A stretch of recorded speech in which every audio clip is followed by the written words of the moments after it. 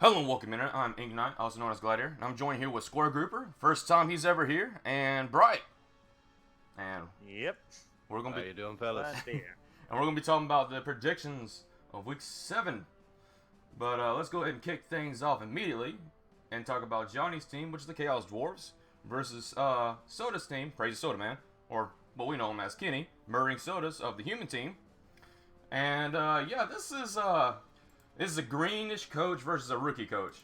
A lot of things to think about. Johnny's just playing out crazy, but he knows what he's doing when he's drunk, apparently.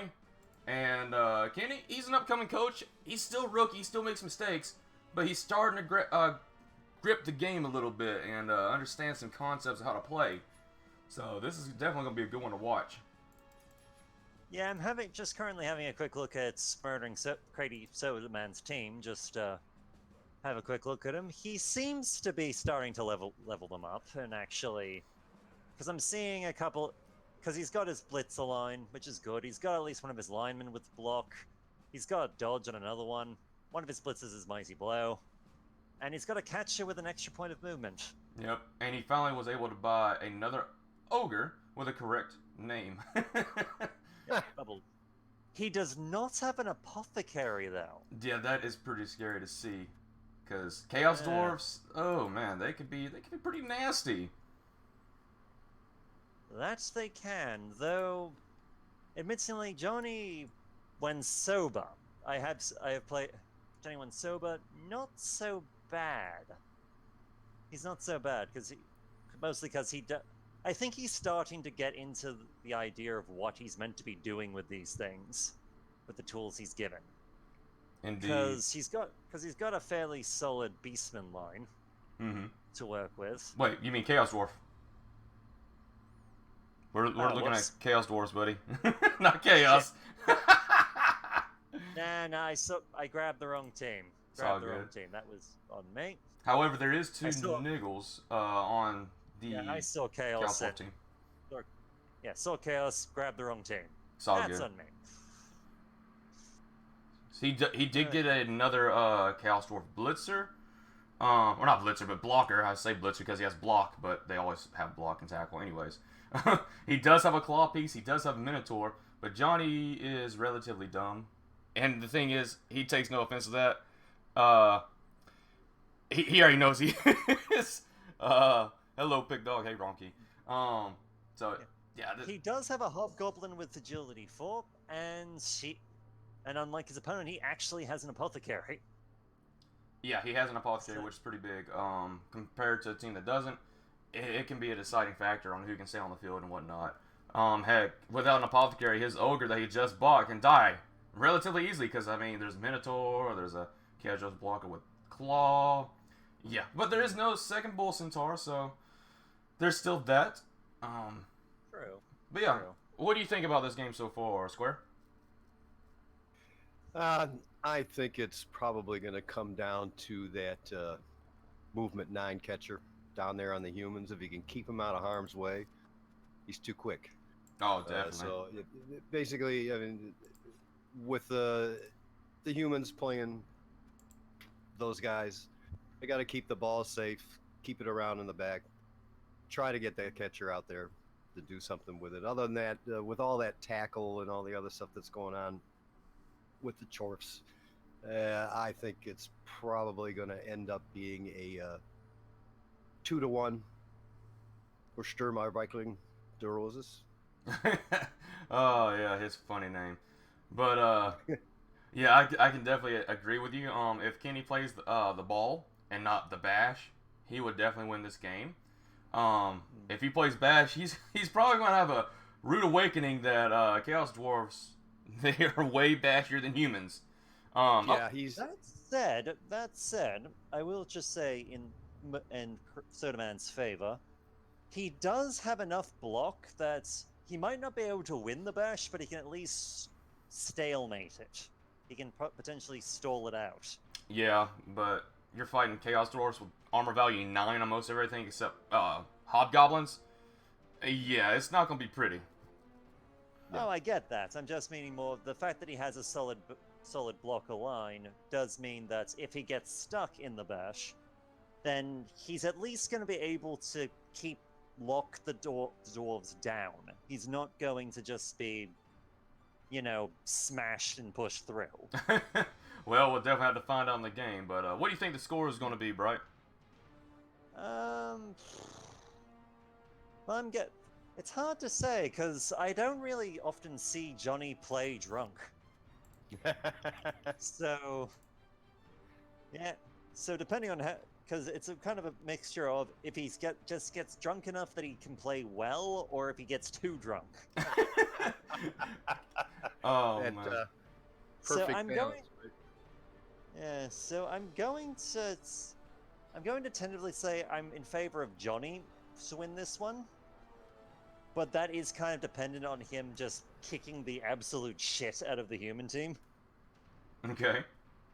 Yeah, so I'm going to go with 2-1 in Johnny's favor. All right. Well, my prediction But of yes, this. Johnny, catcher, kill him.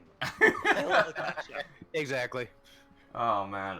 But and what I say for this, the humans definitely have the movement allowance advantage over the Chaos Dwarves.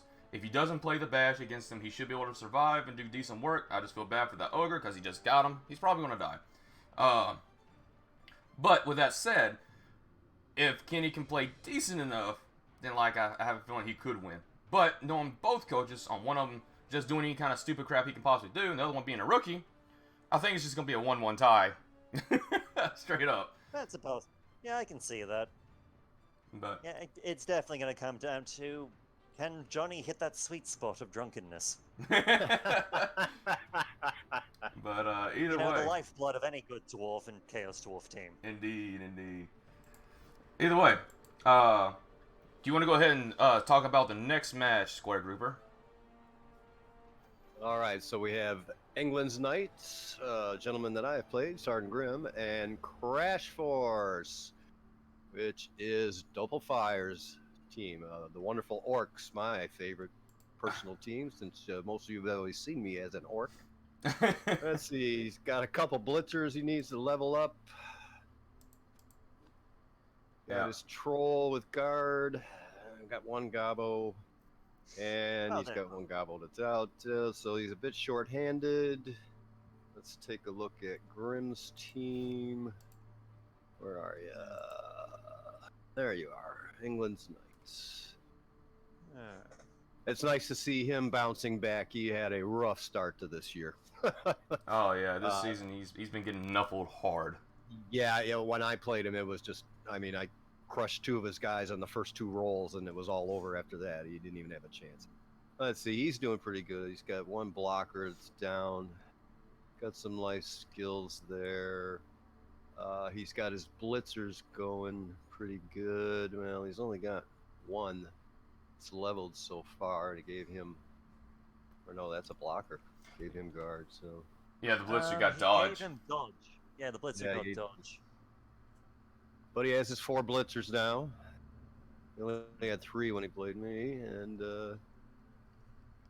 let's see, and the orcs, once again, taking a look at them. Yeah, hard to say, because he's got 2 of level ups for 2 of his blitzes that he hasn't rolled yet. Well, yeah, so it depends on how he goes with that, but he'll probably, if it was me, I would go 1 mighty blow and 1 strip ball. Yeah, I would say strip ball or even tackle for that matter. Or it depends on what he plays. Tackle would be a good thing, but he doesn't have a whole lot of dodge. Yeah, that's another thing. Yeah, I would agree with the mighty blow, strip ball. Heck, if not that, just at least 2 mighty blow or mighty blow and tackle. But it's up to him. It's his team. Yep, it's up to him. But he is going to be playing with 1 Merc. Yep. And that's always a fun thing for orcs. Yep. But just looking at the 2 teams there, I have not played Doppelfire yet, but I have played Sergeant Grimm. Grimm's a decent player, but he will go on tilt a bit if the dice aren't going his way. that's a lot of people, to be fair. Yeah, exactly. Yeah, I've pulled what little hair I have left out of my head a number of times. Anyway. This is a humbling game. Remind me, is this Double Fire's first season with us, or? It is. Yeah. Okay. I have not yet seen him play, but being a biased orc boy as I am, I'm looking at a 1-0 orc win. Orcs. I think they can stop them from scoring on their turn and score on their own turn, and I believe there will be a pile of bodies laying around by the end of this game. There's a good chance for it. Well, with what I'm seeing, there's a bunch of linemen, so he has to worry about the fend ability. One lineman is an agi down, which really doesn't matter. He's not going to be picking up the ball anyway. It's going to be mainly blitzers and blockers. Yeah. He's there to get punched in the face. That's literally his job. Yeah. Now, the petty cash that Double Fire will get might be another deciding factor as well. Depends on what he levels up with. It might be 200k. It might be 190k. I don't know what he get. He might get a strength up for all that matters, and that'll be like another black orc, and that black orc will have freaking block and 6 movement allowance. So anything can happen with these level ups. Definitely got to see what you get. So that might be another deciding factor. But also, if he does get these inducements and whatnot, we can see a chainsaw. We can see a wizard. Right. And that can definitely decide a factor of as well. Yeah, you definitely probably would be taking the chainsaw because there's all kinds of little armor sever guys running around on the other team. So. Oh, vroom vroom, vroom vroom. Yep. Heck, that being said, something that is not exactly concerning, but something that I'm clearly aware of is the fact that Double Fire's team only has 2 rerolls, while the Bretonians have 3.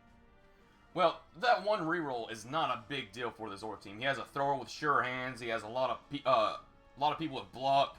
Only thing I have to say for you, Double Fire, don't punch with your troll first. Just don't do it, because if you roll freaking double skulls or 2 both downs or both down a skull, yeah, good luck with rerolling it, because that loner trade ability with him. So this game, for coach-wise experience, I feel like Grim is slightly in favor, but Double Fire has experience. I'm starting to see some of the rust come off of him a little bit. I think he lost his last game. I'm pretty sure he did. Oh, I can't remember. Double Fire, where are you? Crush Force.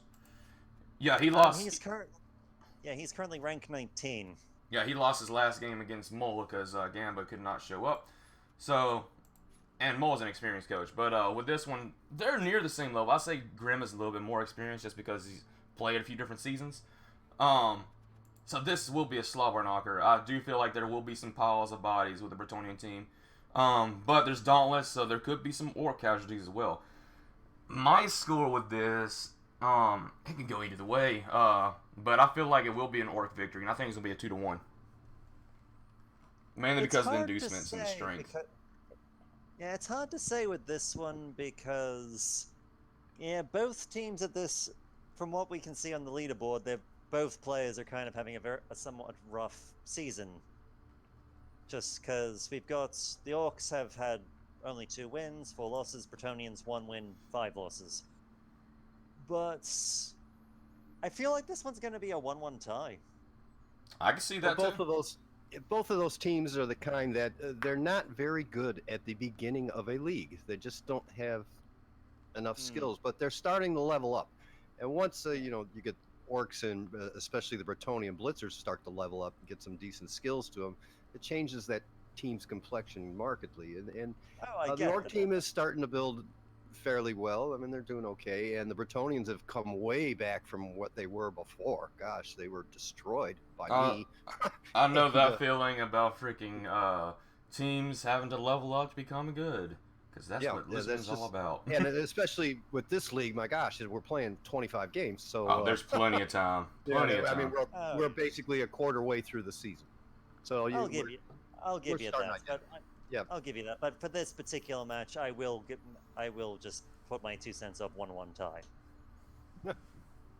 Indeed. I don't think either of them will really get the advantage on the other they need. All right, Bright, since we were talking about some fresh teams and whatnot, how about you tell us about the next match, which will involve me and Square Grouper here? Yeah. We'll sit back. Yes. I actually checked at the start of just pointing it out there at the start of our particular match between me and Black. We actually had a quick look over the Hall of Fame, and just gonna say this: the season 3 Revenants have a number of spots.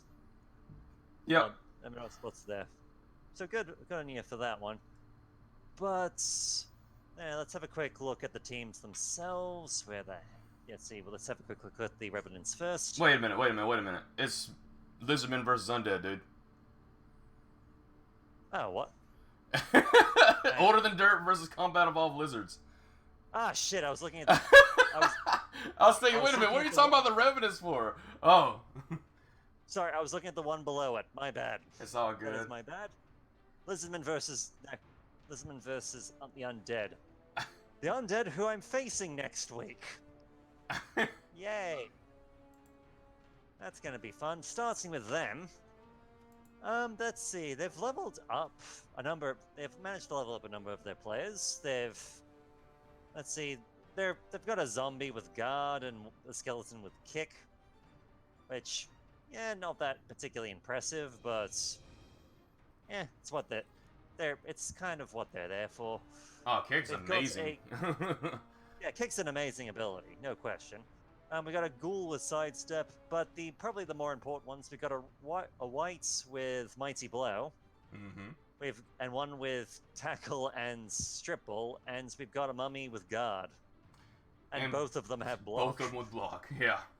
Yeah, so so that is a solid force to be reckoned with. Well, the fact they also have 4 rerolls is also a pretty solid thing. So even if Nuffle is going a bit against you, you have options. Yep. You have something to try and get out of the bad situation. Mm-hmm. Which is always good. And let's see, where are Lizardmen? Here we are. Yes, I've gone against the Lizardmen, in fact. Yeah, I got Nuffled pretty hard. Let's see. Currently, you are down the Liz Biter. Yeah, you freaking did a red dice against me. He died, and then had a apothecary. Remember? Yeah, so he's missing this game. So there goes Usaurus with block. Though you do have another one with it, and you have 2 more with it, and 1 with Mighty Blow. So, yeah, kind of sucks, but you've got options. Oh yeah, it's not over. Yeah.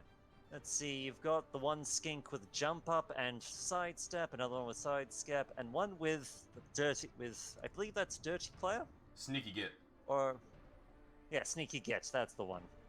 Sorry, I can't recognize some abilities from sight alone. Yeah, the Croxygore hasn't leveled up yet, but give it time. We'll give that big mean lizard time. Mm-hmm.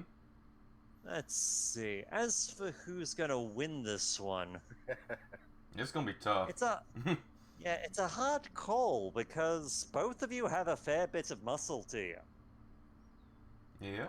while also having some pretty quick ball-playing players as well.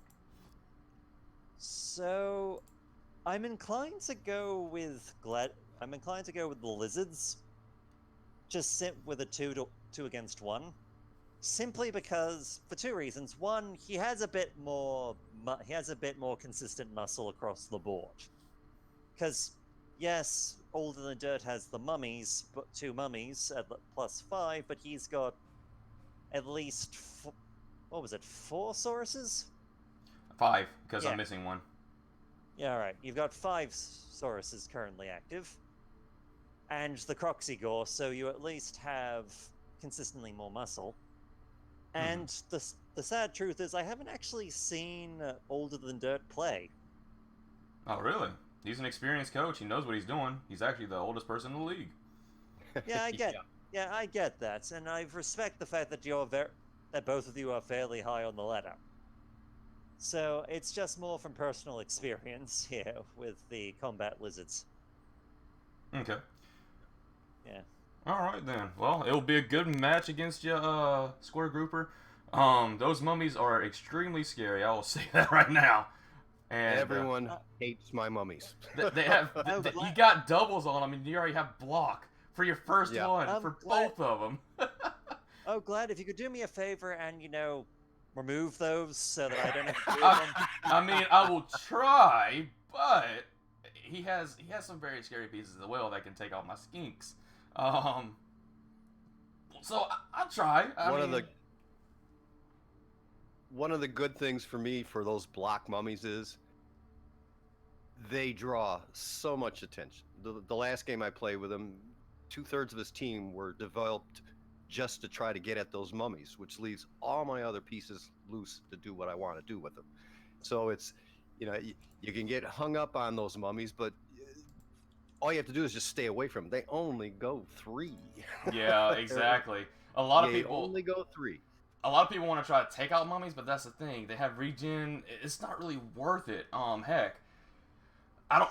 Who did you face? You fought Grim. You fought who else did you fight? I'm just going to look through it real quick. Just see who you fought. I think people are aiming for the That was mummy. the Amazons. Yeah, you fought Ronki. He's My a last game. he's a average / rookie or greenish coach. You fought Oath. He's a decent coach, but he won against you in that match. Yep. He's the one that did in all 4 of my ghouls in one game. That's Grim, where you got 4-0. I'm just seeing how easy Valhalla here would come. You probably dismantle that team. Just to give you a heads up, old man. Because of the way that I've noticed the games have been going for me this season, Duffel just sort of alternates between being on my side and being against me. Yeah. And considering that the last game I played was literally them being against me, I'm going into our game with high hopes that Nuffle will smite you down. No, I will say this though. He hasn't fought a true bash team until me, so that would definitely be something to consider. But are the Lizards truly a bash team? It is. Like they've got. But They're a weird one. all of my They're players more are reliable. bash than they are AG, but man, having those speed 8 little buggers running around can be annoying. Oh, definitely, and they have stunty. Yeah, I could try to get the ball out of nowhere. Imagine if I get big hand with them. Oh my goodness. Yeah. You can't. I know, Yeah, I mean, but imagine if I basically- could. Oh, My plan's just tie up his team and then let my tackle White run around and try to handle skinks. Yep. But either way, we spoke enough. Go ahead. I have difficulties with fast movers with the undead, especially if you make the ghouls go away fairly rapidly, and they do go away fairly rapidly. Then because they're the one thing I don't have with regen. I can't get a. I will say I will be targeting them. That is definitely targets on my list to try to take out. Oh yeah. But either way, Well, enough of us. let's talk about this next match. Will involve the Season 3 Revenants versus the Dark Elves of Der Overenreich. So Scythe versus Roger, and this is Roger has been getting such good luck lately. After his first game against Taffel, he has been getting on a luck streak. Period. He has killed almost every single week against players. He didn't kill anyone on mine, but he injured people. He did kill a bunch of players on Pig Dog's team, which was 2, and he's killed at least 1 person every single week besides mine. That is ridiculous. And his team value is 1,500, and it shows because he has a lot of zombies. He has a werewolf of Mighty Blow. He has another werewolf of Block. He has a flesh going with Mighty Blow. His white is armor value down, but has tackle Mighty Blow. He has a guard zombie. Block Big Blue, which is a zombie. Block Sidestep Ghoul. So this team is very scary, and Scythe is going to be getting some inducements because how many people is he missing? He's missing no one. So yeah, he'll be getting some inducements. He's probably going to get a chainsaw and one Scythe. His team is way quicker. He has a lot of dodge. He has an agi up, and he has a guard piece. So this team has really good potential of actually winning against this necromantic team just because of speed alone. He only has 2 rerolls, but he can get another one, and that's something I do recommend Scythe getting.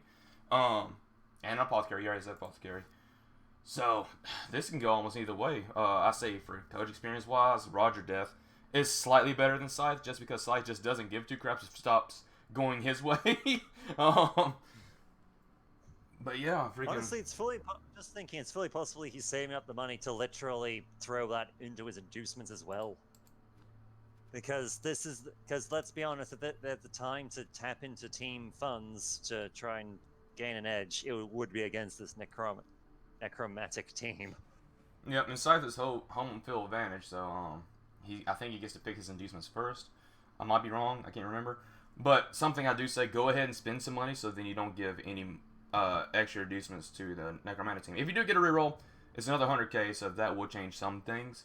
But it's up to you, Scythe. If you don't get it, it'll be at plus 20k because you have 170. So it'll make your team value 1,340 instead of 1,320. Up to you, Scythe. You are Dark Elf, so you have a lot of block, Agi4, and whatnot. But, yeah. I'm going to go ahead and say my score this right now. I feel like it's probably going to be a tie. I think it's going to be a 2-2 tie. But, yeah, that sounds about right.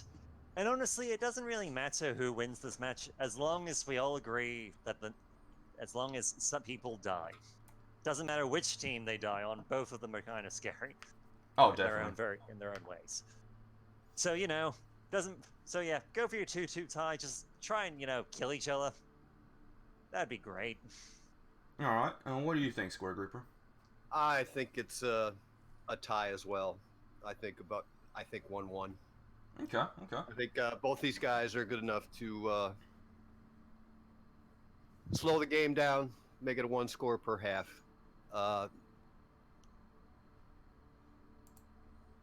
He's got the Necro team has so many additional pieces to play with that if the lost my head here. So if the Scythe team suffers any kind of removals from the board, he's in trouble. Yeah. Big trouble. He's going to get outnumbered very quickly, especially come the second half. So that game, I'm looking at, I believe, a 1-1 tie. All right. Well, let's move on to the next one. And, Brian, I'll let you talk about this upcoming game. Let's see, Red Ram Serial Killers versus the Sour Gummies. Indeed. Alright. I have to admit, just looking at the Chaos team, they've really taken a beating this season. Yeah, they suffered 2 deaths in their last game, which was a Chaos Warrior and a Block Beast Man. Yeah, not good, that, because they're, let's see, 1, 2, 3, 4, 5, 6, 7. So they're gonna have 4 journeymen going into this one. Indeed. Yeah. Which honestly might not be the worst thing ever, because that gives him more than enough fodder for the front line, but considering that he's going against the Sour Gummies, who are, well, the Underworld team.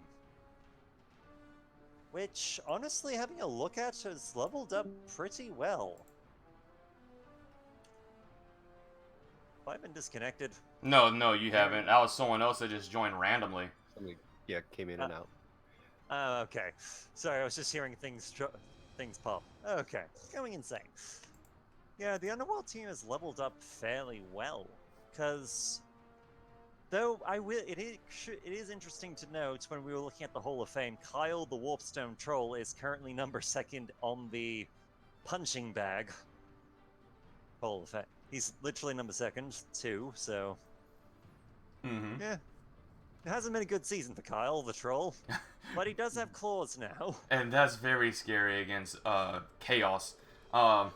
Something I do recommend Thanex to do: put your loners on the line. Save your Chaos Warriors and your Minotaur. Because trust me, I know how to play freaking Underworld because I played them last season. And a claw piece Warpstone Troll is one of the scariest things you can ever see. Let's be honest, heck, my last season, my troll, I think, got like 3 or 4 different kills. against armor 9 value targets. Because it's so good because Claw and Mighty Blow sync together so well. Essentially, you take an armor value 9 or 10 or whatever player down to 8 plus, and then you got Mighty Blow, well, it might be 7 plus. Then you got Mighty Blow and make it pretty much halfling armor if you don't succeed the breaking their armor. So, yeah, it's pretty darn scary. Yeah, the only thing scarier than a Warpstone troll with claw is a Warpstone troll with claw and block. Oh, definitely, definitely. Possibly tentacles. But go ahead and looking at this team a little bit more. There is some very scary Skaven pieces as well. There is a Skaven Blitzer with block Mighty Blow. I feel like his next upgrade is going to be Claw. Then he has another Skaven Lineman that has block and horns. So he's taking some little nicks from the Chaos team with horns. So his blitz he's going to be blitzing with him most of the time. I guarantee you that. And he has some Gabos, Foul Appearance, another one Disturbing Presence. So I can see this Underworld team being the one scoring mostly. But yeah, moving upon. This seems. Go ahead. Yeah, as much as I admire the Chaos team's ability to just, kick the absolute shit out of everything. In this particular case, I feel like Pig Dog's going to walk away with the win simply because he can play the ball. Oh, definitely. Chaos can play the ball, but I don't think he has any real essential ball carrying pieces right now. He doesn't. I mean, all of his beastmen have block, which is good. That's something every Chaos team wants. But yeah, at the same time, I think the Chaos's lack of tackle will be their downfall. Having played Pig Dog the first game of the season, he knows what he's doing with those guys, and the lack of tackle with the Chaos is going to be a detriment to them. I think it's going to end up being a 3-1 in favor of the Pig Dog. And I can see it. He's not even going to get that many inducements either because of loners. I mean, they're like, what is it, 60K each? Yeah, he's actually probably going to give him petty cash if I believe that's correct or not. Exactly. So the Pig Dog is definitely in the favor of winning this match, and I'm going to have to agree with Square Grouper. It could be either a 2-1 or 3-1 victory for him. I'm inclined to go with 3-1, 4-1 for Pig Dog to win this. Just simply because of so many loners, but, well, let's see, if Regis keeps punching a lot of it, there's a good chance he might actually pull this off, because if the entire enemy team's dead, they can't score the ball. You're right, and it has happened before where Pig Dog got pitch cleared. But he's facing a tattered Chaos team. So, yeah. Yeah, 4 loners, no tackle. Yeah, that's tough. But either way, let's move on to the next one. And Square Group, I'll let you talk about this one. Okay, what do we got going up here next? Let's see. We got the KBG Rotterdam versus the Helsing Abridgment. All right. Nurgle versus Vampires. Yep. All right, let's find. And I have to admit, I am glad I got the Beastman of Nurgle. I got the Nurgle thing out of the way, because Fritz Fungus Funtongue is kind of scary. He's got break tackle now. He's a bit of a dick.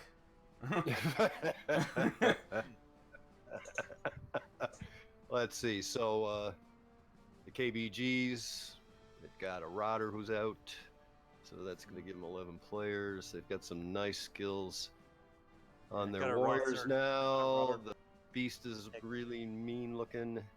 Got block on that. Let's take a look at the other guys and let's see, where's the Vamps? I think they're last page. Might be wrong. Last page, yeah, there they are. Oh, wait, that's Gamba. Oh no, that's not him. He's first page. First page, first team, yeah. Yeah. Oh, there they are. Yep. Well, on the plus side, Helsing Abridgment does have a counter to the Beast in Alucard, Restraint Level 1. Yeah, and he's a little bit more reliable considering he doesn't have a loner. I mean, he does have a negative trait involving bloodlust. And he can actually go toe-to-toe with him for punching, because he has a thrall with strength up and 3 other vampires. Thrall, yep. He's going to get 1 merc. That'll put him up to, what, 1310. That's great. That merc can just be placed right next to Ellicott and join in the fight against the beast. This is a tough one. Who cares if he dies? Who cares? This is a tough one. They're both kind of beat up, and they, vampires. You can never tell with those guys. He ends up with a lot of bloodlust. He ends up taking half his own team out. Well, I'd definitely say that the vampire team is a little more beaten up than the Nurgle team. He's just missing 1 Rotter. And the rest of his team is just amazing. They're just staring at you saying, "Oh, what you gonna do?" Yeah. That said, the vampire team isn't that beat up. Like, they've got... Like, one of the vampires has 1 less point of armor, and one of the thralls is a little slower. That's about it. Yeah. And of course, one of the thralls is missing from game, but he's replaced with a loner. No one gives a shit. Yeah. So, honestly, I'm inclined to go with Helsing Abridgment winning this one for 2-1, 2-0. Okay. Just simply because they've got the muscle to match the Nurgle team, and they've actually got the agility to just pick up the ball and fucking run. All right. Yeah, that's their ability to move around and their ability to bust cages because of the hypnotic gaze. I would say this is probably end up being a 2-1 for the Vamps. Well, all right. I've fought both these coaches before. I fought Pirate Joe in 2 different seasons before this, and I have fought Fan in a few games prior to this. I did win against Fan, but it was like an even bit of bash. He was able to get some injuries on Saurus and whatnot. He actually killed a Saurus for a second, then I apothecated him. So, in bashness wise, his team is pretty scary, but he's yet to be nuffled. That's something to think about. And with how Nuffle works, if you haven't gotten a bad game in a long time, it's coming. It's coming and waiting for you. Mm-hmm. I feel like he actually might win this game, though. Just because all of his Nurgle warriors have block. His Beast Nurgle is just absolutely scary. He has a Claw piece. I mean, Claw's not going to be a big deal in this game, but he can bring down the armor value 8 players to technically 7. So, in that aspect, I think the Nurgle team could win. The Thralls are always, just there as, cannon fodder. But the pest score is going to be definitely the thing to be targeted for, what's his name? Pirate Joe. But yeah, this can go either way. I'm going to go with a 2-1 victory for the Nurgle team just because they have foul appearance, they have block. I just feel like they're going to win this one. I hope they lose because they have been getting a pretty decent streak against everyone. If he doesn't win, he does hurt them. So yeah, that's my prediction. But either way, let's move on to the next one, which will involve radioactive reagents, which is Proels versus Itty Bitty Titty Committee, which is the Halflings. So Formal versus GW Rules. Well, one of them. One of the Halflings. Yeah, one of them. And this match, let's be completely honest. I mean, GW Rules is Halfling. He's going to get inducements. He might probably get a Halfling Chef, which can reduce the amount of rerolls that the Pro Elves can get. And knowing Mole, he needs those rerolls. He has 4 rerolls, so it's not going to hit him super hard. But just checking the teams, the Itty Bitty Committee doesn't have an apothecary. That's a Halfling team, dude.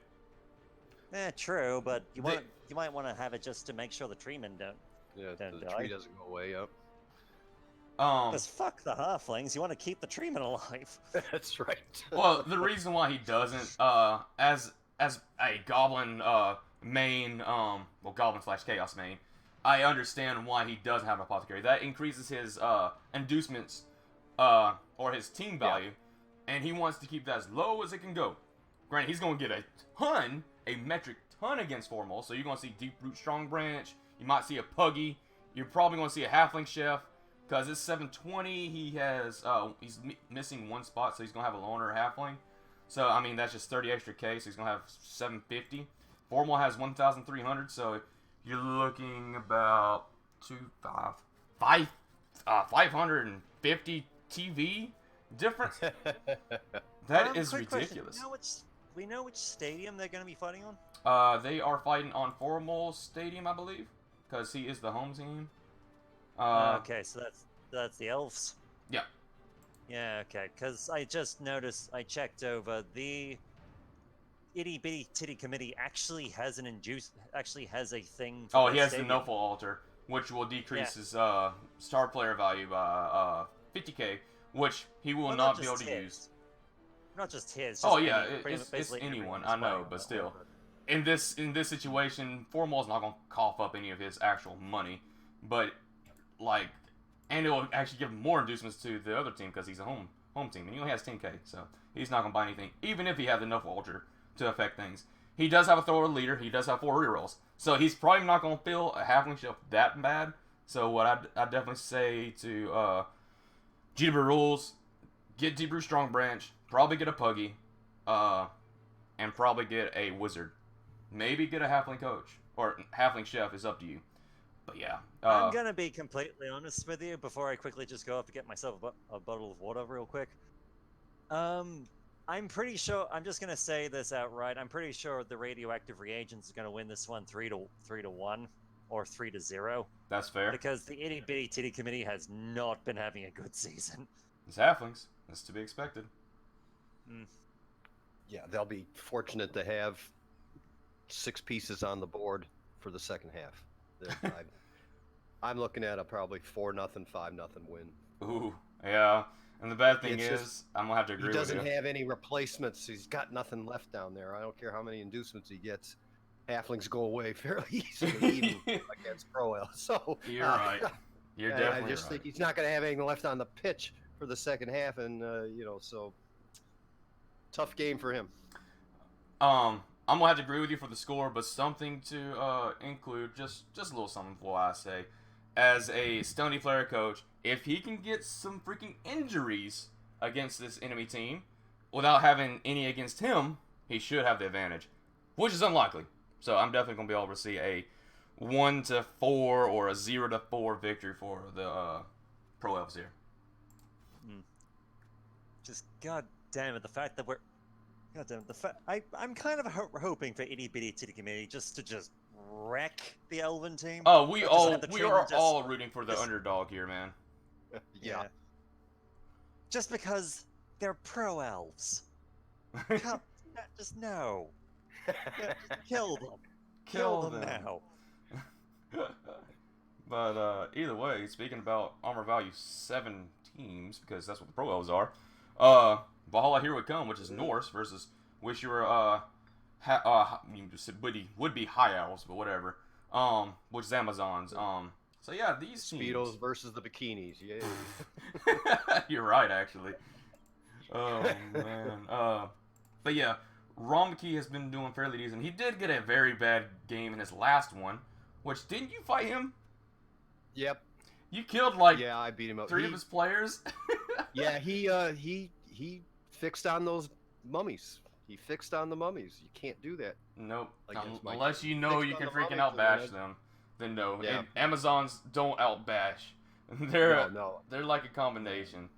But his team's still looking strong. He tried strong. to play him as a bash team, and that just wasn't going to work. I mean, he did manage to knock down the mummies a few times, tried a few fouls, but nothing ever happened to it. And it just tied his whole team up trying to get him, and just left me able to move zombies around my little 4s and outnumber guys until he didn't have anything left. So, Yep. Luckily for him, none of his blitzers took any injuries, which is unfortunate. But the rest of his team sucks. I mean, he has a thrower block, but the rest of his team sucks. And Valhalla, Here We Come. Let's look at them right. Has definitely taken a bit of a beating over the season so far. He has. crushed him pretty good too. But his team has rebounced back into something alright. His Yeti, Yeah, yes. Go ahead. He's developed that team very well. He's got some nice pieces. That movement 8 runner, that's nice. Mm-hmm. He is afraid to use Dauntless, though. Yes. It's funny. He never did the Dauntless against the mummies. He would just try to gang up. I said, "Man, you got Dauntless. You got to try it." So he tried it once. Boom, went over the mummy. But it was way too little, too late. But he's afraid to use that Dauntless. He's afraid of it. So we'll see. Now, looking at this, he does have a runner with that is Blodge. He has a runner that's moving up, but I think he has a Niggle. So that is something that's probably going to be a target for Romkey. His Yeti is a movement down, which is unfortunate, but not a game changer for a Yeti. I mean, he's not going to be moving much anyways. Thor did get a strength up, which is a Berserker, so he pretty much has 3 Ulfwiners. Just one of them has block and jump up. And then he has a Berserker with guard, tackle. That tackle piece is going to be crucial. He has another tackle piece that's going to be crucial because against Amazons, yeah, you're going to need tackle. That's what did in his team was my tackle piece. I was taking off a piece every time with it.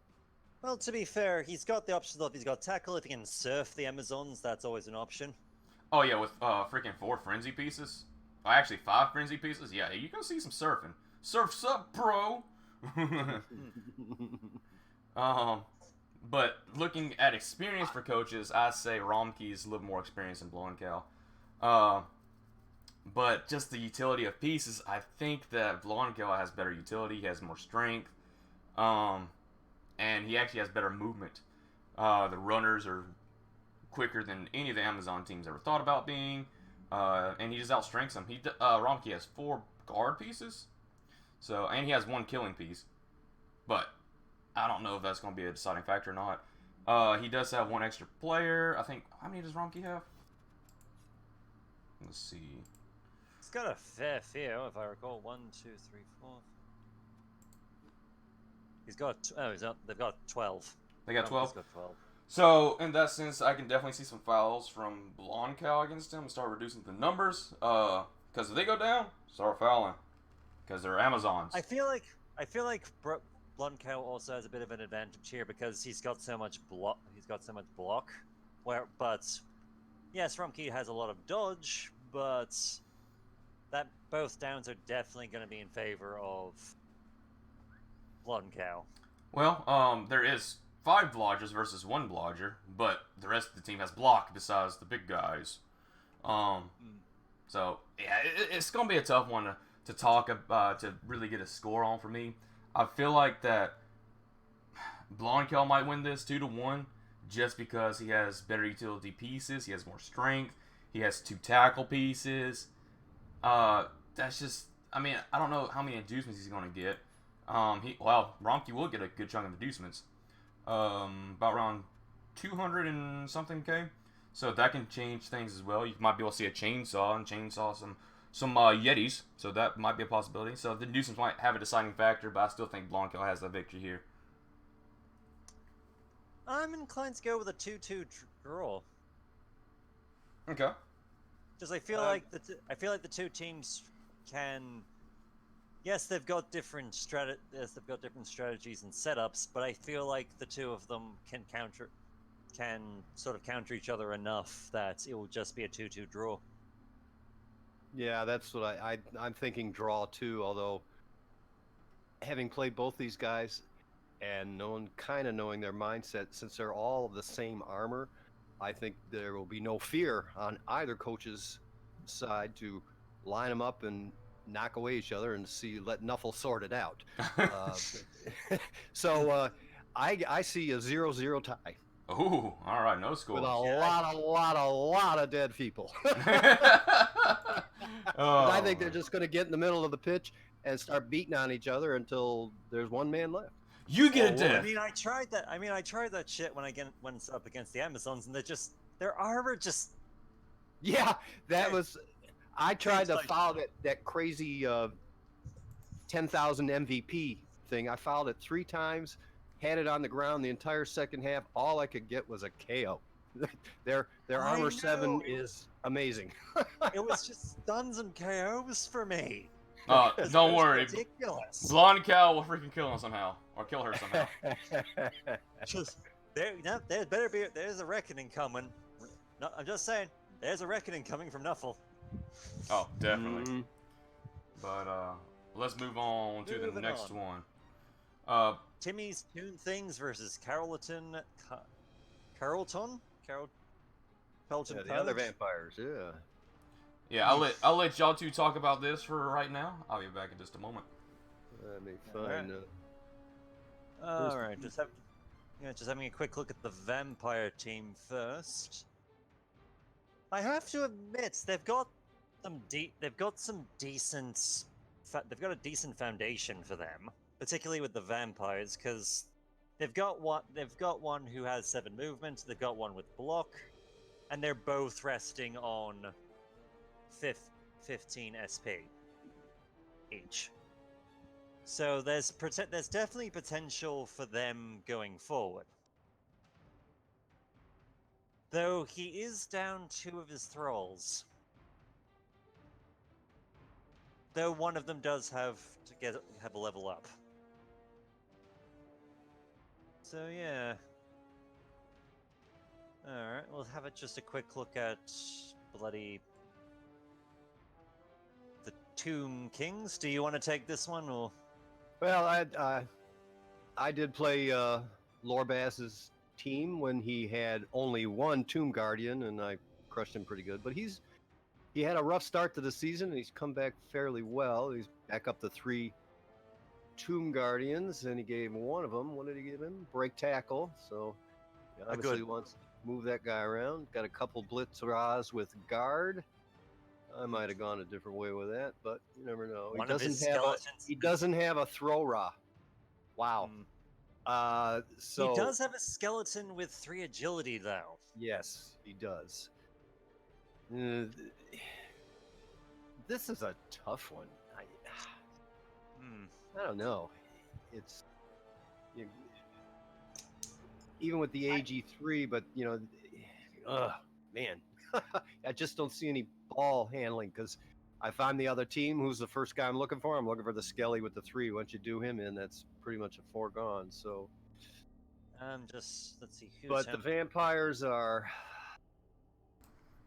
So they're gonna have 3 mercenary thralls, but they're just place markers anyway. Yeah, that's they're either going to be trying to use them to pin down. They're either going to be using them to pin down the Tomb Guardians, or to feed the vampires' bloodlust. Either Right. or. Mm-hmm. So which is basically the point of the thrall anyway. So Yeah. I just checked it's going to be on Timmy Tomb's fields, but it hasn't been upgraded yet, so No, nothing. he's had to spend all his money to replace all those guardians. He died. Fair enough. I mean, that's kind of the point. That's kind of what you have to do when you have decay. Worry about decay sucks. Yeah, but he's been doing pretty decent after he's getting these guardians. He does have a Tomb Guardian break tackle. He has 2 blitzers with guard. He has a kick skelly. He has 2 other skellies with block, and he has an agi up skelly. So that's the ball carrier. Oh yeah. Yeah. Though personally, I'm inclined to go with Goomba and his vampires simply because just all around they have better ball handling skills, while also having a decent amount of movement and some fighting ability. Not quite as much as their Camry opponents, because the Camry have a lot more block than they do, but yeah, I feel like this is going to be a vampire victory. Oh ho ho! Yeah, I'll concur on that one as well. His lack of ball handling. I mean, the vampires are going to go down and attempt to put paid to that AG3 guy. I mean, that's probably his one or first mission in that game is to take out the AG3 guy. But I think their agility and movement is just too much for the Tomb Kings that come over, especially without throw Ras around. You're going to be burning up rerolls left and right trying to pick the ball up if you get lucky and get it in the first time. And then, of course, it'll probably be raining as well.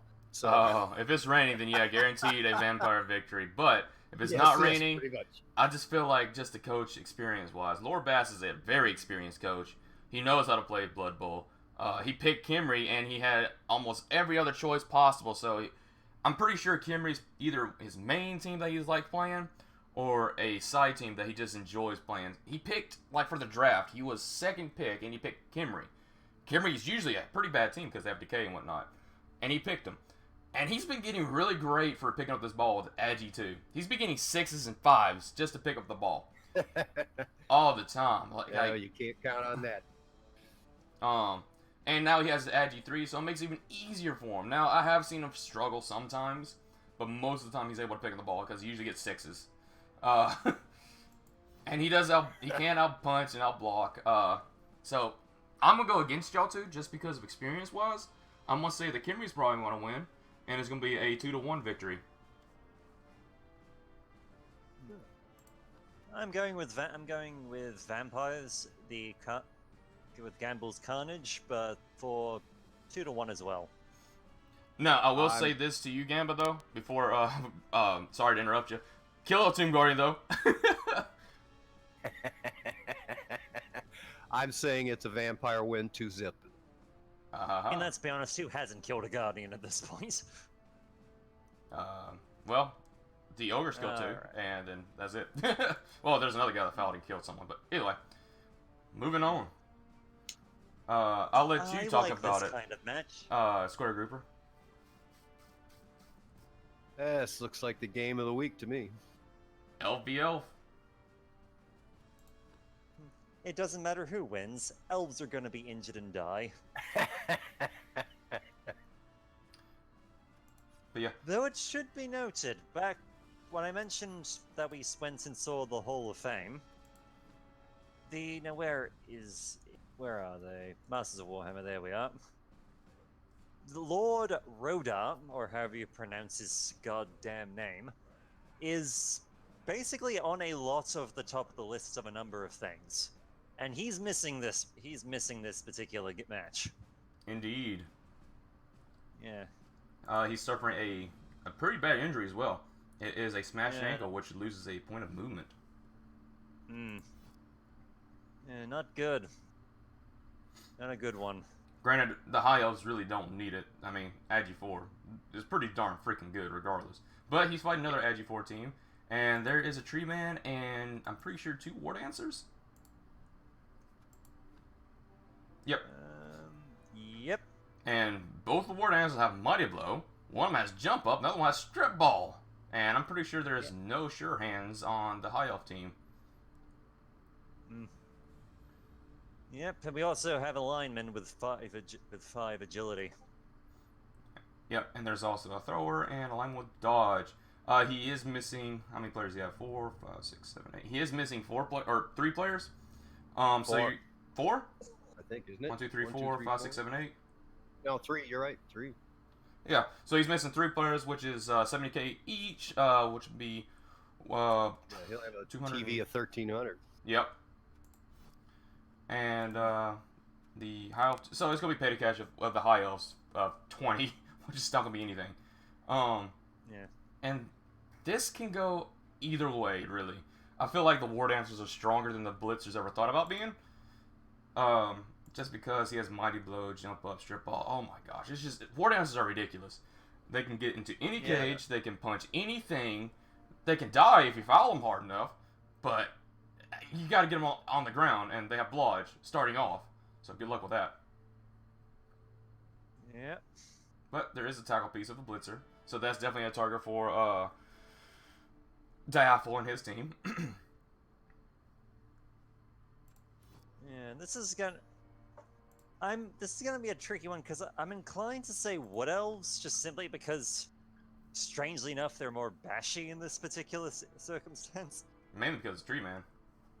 But yeah, between the War Dancers and the Tree Men, they've actually got a fair bit of fucking force to throw around. But if Nuffle is not with him, that's gonna turn on them very quickly. Oh, indeed. Because 7 armor does not stand up for long.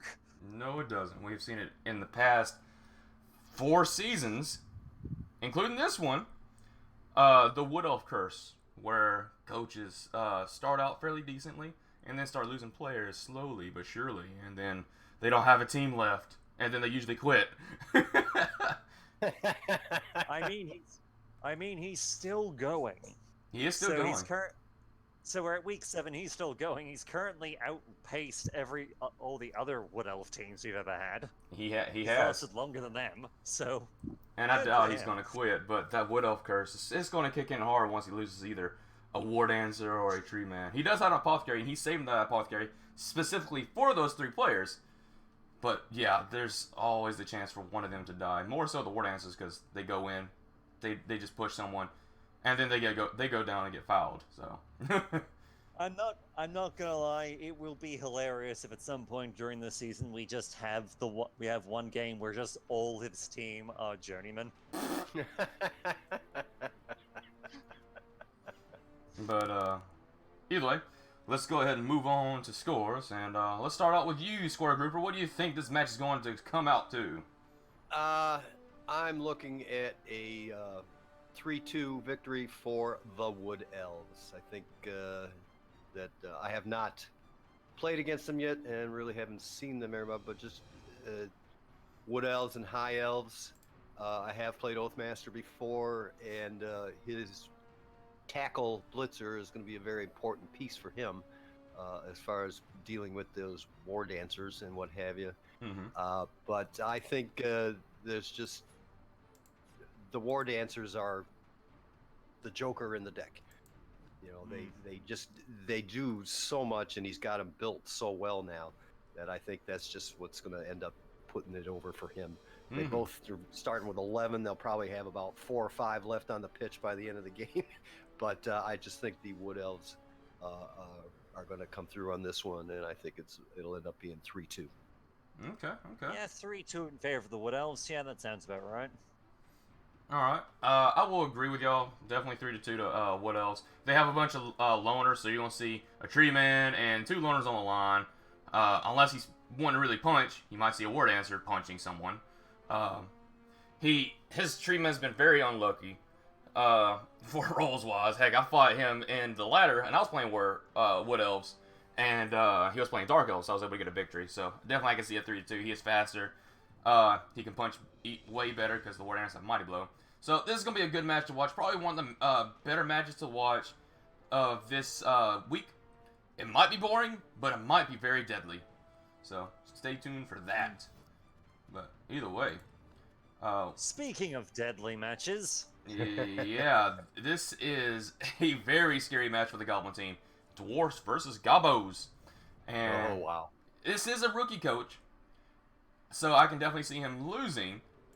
But he's fighting goblins, and goblins are really easy to tear into. Especially with that death roller. Oh, yes, definitely. Death roller. Ooh, I can see splatted goblins on his treads already. Yeah, this is the match where you get to level that son of a bitch up.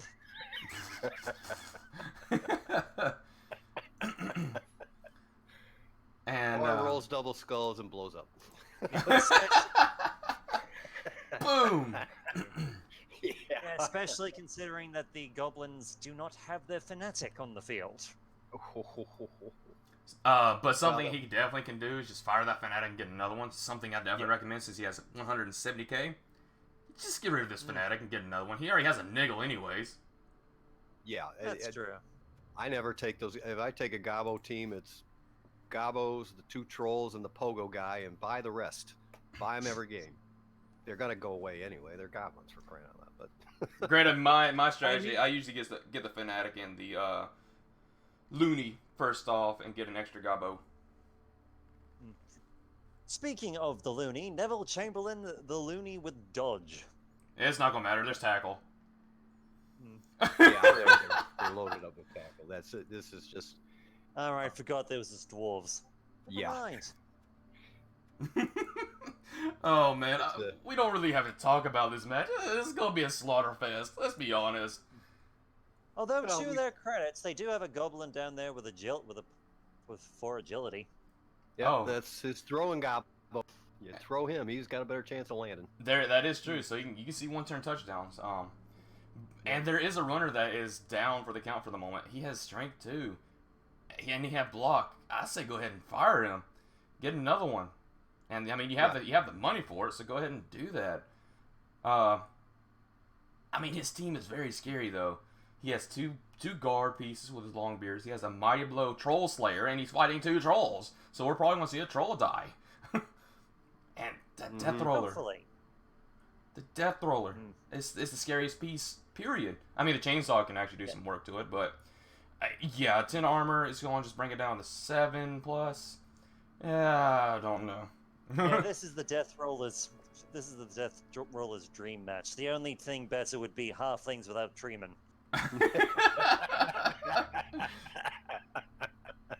Or ogres without ogres. Yep, nothing but freaking snotlings / nobblers. Oh man, that would be disgusting. Literally, just line them up, you'll start seeing some blood everywhere. But, this is gonna. All right, I guess we go to the score. Yeah, go ahead. I think we all know the outcome, but yeah, go ahead. Yeah, I think it's 2-0 for the dwarves. They're slow and they're gonna crush, but I think 2-0. See, I'm gonna go against convention. I'm going to go with 2-1 to the goblins. Oh. Cause I'm kind of betting on the goblin loony and the trolls actually doing some work. You put a lot of faith on really stupid people. Yeah, because they're gonna go up there and then they'll be in base, and then some other little dwarf with guard or some crap will come up there and have at him. So. Well, mostly the loony, mostly the chainsaw. I can see the chainsaw doing some work. He's going to probably hurt one player and then get destroyed. And that's probably what's going to happen. And now I can see a 1-turn touchdown gobbo throw. I can definitely see that. Yep. But he'll have to position the pieces correctly so then he doesn't get any penalties of throwing. Because, yeah, trolls, they can do okay throwing. But with more pieces around it for the tackle zone, it makes it harder. So, yeah, I'm just going to say right now, it's going to be probably a 2-1, if not 3-1 victory for the dwarves. I can see 1-turn touchdown from a gobbo. That's why I'm saying that one for them. Other than that, yeah, this is a dwarf victory. They are so heavily in favor against goblins. Yeah. Got all that tackle, big stuff. Yeah. Alright, and we already see who won that match, which is the Ogres versus the Kislev team. I predict a 2-1 victory for Nippon Rikishis. Definitely. Yeah. All I will say on that is Nuffle was very much against me. It happens. It happens. But either way, let's move on to the last match for this week, which will involve the Lethal Leaves, which is Halflings, versus Arcade Haven, which is Skaven. Ah, yes, the actual Halfling team that, is doing good this season. Yeah, I think they're in 10th place and have 3 victories and 2 draws, and only 1 loss. That's a really good Halfling team. He plays those halflings well. Yeah. Very well. Oak and Dagger is terrifying. Oh, definitely. He has freaking 3 movement and break tackle. Oh.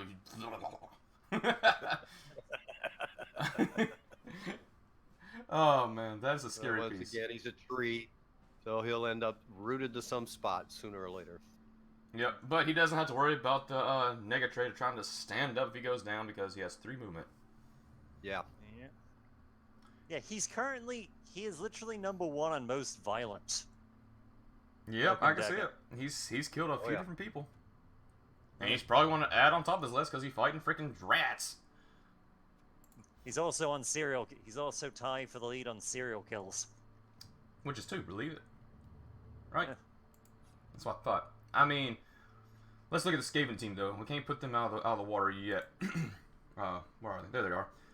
They have 1,020. Malt has 820. So this can be a 200 TV difference for Malt. We can definitely see a Halfling Chef stealing some rerolls, which can definitely make a difference considering that he only has 3 rerolls. And we might see a Bloodlizer Babe. And I think we're playing on the... Yeah, we are playing on the Halfling field, so there's a Nuffle altar, so we could actually see a Dupe-Root Strong Branch if he spends some of his own money. We could also see a Puggy. There's many things that can happen for inducements, but I'm definitely going to see it. I'm definitely guaranteeing there's going to be a halfling chef. Oops, didn't go all the way. Oh, almost certainly.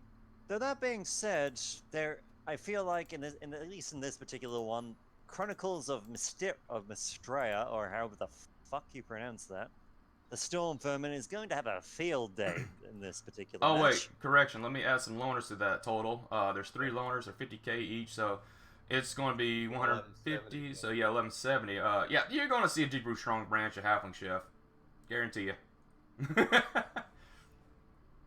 Yeah, but he's gonna have to be very careful of that Storm Vermin with, let's see, block, mighty blow, and tackle. Oh yeah, that's a halfling killer. The halflings. Yeah, he gets amongst the halflings. It's gonna be like a fox in the henhouse. Yeah, he can pick off 1 halfling per turn. And he has gutter runners that are strength 2, which can equal any halflings. He's not gonna worry about having to freaking be under strength against most teams now, because I mean, just stay away from the treeman. And no one, King of Cosmos is not even playing his Skaven team. I think he's undefeated right now, actually. Pretty sure he is. He knows how to play Skaven. Yeah, he is. He's 6-0 right now. Though Leaf also knows how to play Halfling, so... Well... Yeah, these are 2 coaches who know how to play their teams. I watched the last game of the Skaven. I mean, they only had 3, 4, or 5 players left on the pitch and were still scoring touchdowns. He knows how to play those fast movers. The 4 gutter runners are... he's got them wired in. He knows what to do with them. They can basically dodge and move to any position in the field on the pitch to be able to counter whatever moves the halfling do. And of course, the halflings only move 5, and they move a lot faster. So that's an understatement. And a gutter runner can take on a halfling with a 1 dive all by himself. So this game, I feel, is really being left up to Nuffle. Indeed, Nuffle is going to have a play here. Somebody gets a string of injuries, casualties going, and leaves the other one fairly well short-handed. I think I'd have to give the advantage to the Skaven, strictly because of their movement over Malt's Lethal Leafs. That being said, Lethal Leafs is going to have 3 treemen on the field, and considering they're going to be punching Skaven, yep. Yeah, the arcade heaven may quickly find itself very low on numbers. Mm-hmm. But that doesn't bother him. I watch him. He knows how to play Skaven. Yeah, he knows how to play those guys. He plays them very, very well. So even he knows how to play them short-handed. Those gutter runners, gosh, if I had 3 treemen, I would just make them into howitzers and do nothing but launch freaking halflings at the damn gutter runners. Halfling missile incoming! It's going to be a fun game to watch, that's for sure. Oh, definitely. But, it's just, I think the movement is just too much. Even with casualties, the Skaven movement is just a little too much. Yeah. As for score, I'm inclined to go with a 2-2 draw, just simply because I feel like the Skaven are going to have a great first half, but by the second half they're going to be that mauled that the halflings will be able to turn it around. Indeed. And at least draw the game. I don't know, unless he gets I think if the halfling can get off a throw and get a guy down there, but otherwise you can just sit back there with those 4 gutter runners and guard your line back there. The treeman, it would take you, even with the guy that moves 3, it takes you 4 turns to get down to the end zone. So all you have left now is on that half of the pitch is the halflings trying to score, and he can just maneuver those gutter runners around. So I kind of think this is going to end up being a 2-0 Skaven win. Now, here's a question for you. What if a treeman gets it and doesn't take root any? What will the Skaven do then, huh? Yeah, exactly. This game comes down to Nuffle. Somebody's going to get it hard, but definitely. We'll have to see. I'm going to have to say that's probably be a 1-4 victory for the Skaven team. just because they're really good at getting the ball, and I can see Mulk getting a one-turn touchdown. Other than that, it's gonna be pretty nasty. You're gonna see that blitzer going around the tree men saying, "Hello, halfling, time to die." So yeah, it's gonna be pretty bloody. You're gonna see some dead rats. You're definitely gonna see some dead halflings. But good luck to both these coaches. It's gonna be a match to watch as well. Yep. The horn says you die, be eaten now. You die now. You be eaten. We get to eat halfling pie. Did you already say a score, Bright? Yeah, 2-2 draw. Oh, okay. But either way, I'm pretty sure that is all of the matches for this prediction analysis. So I hope you all enjoyed it. Thanks a lot for watching. Take it easy. And we shall see all of you in the next video. Later. Laters. See you later, fellas.